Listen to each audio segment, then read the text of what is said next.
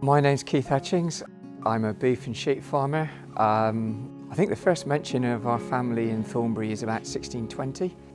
So yeah, we do have a reasonably long, I think I can describe myself as local. And I think Ruby Country is still one of those friendly. I think most people, would stop and speak to you and you've got fantastic views. I mean, I think it's one of the great places to live. You're not far from North Cornwall, you're not far from Exmoor, you're not far from Dartmoor, but we don't have the traffic that South Devon's got. But you're still close enough to go and watch Exeter Chiefs when you're allowed to. So I actually think it's a fantastic place to live. But as I said, the downside is you still need to make a living. There are very few 60-acre farms anymore. I think in the early 1980s, when I was chair of Chevy Young Farmers, we had 126 paid-up members. Chevy Young Farmers doesn't exist anymore. And, those small farms have been swallowed up by bigger farms.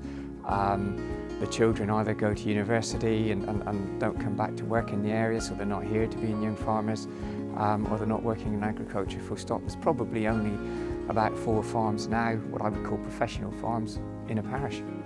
Yeah, net zero is something that is on my radar, and obviously permanent pasture, which a lot of Ruby Country is very good for capturing carbon. And if I understand the lecture that we were given at all, I think maybe we're not quite so bad on carbon emissions as a lot of people are trying to portray us. And actually, beef production on grass is probably far lower on carbon emissions than maybe some of the press have been trying to portray. I think luckily, we've got quite a bit of comb. We're in HLS.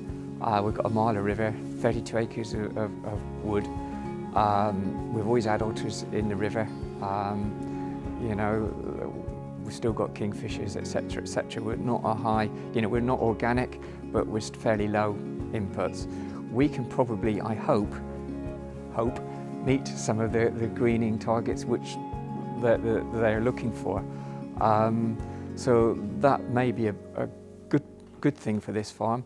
I mean, obviously, I'd like to think that there's a future for my son and his family, to continue, and maybe if they have children and they want to go farming, to stay in the village and continue the tradition of farming. But it's very difficult, to be certain as to exactly what's going to happen. I think as the organic sector has proven, there is a niche market, certainly for more expensive food, but it's how large a niche market it will be in this kind of beef sector, whereby you're producing a real quality product.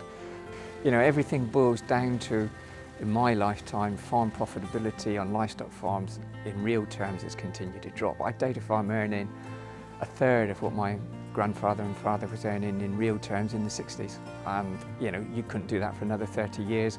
And when I left school, I came in here and worked full time. My son's left school and come back from college, and he's working off farm 3 days a week. Why? Because there isn't the income here to keep 2 families. That's the reality of where we need to be. Profitability needs to increase. We can't do another 30 years on livestock farms with real farm incomes dropping.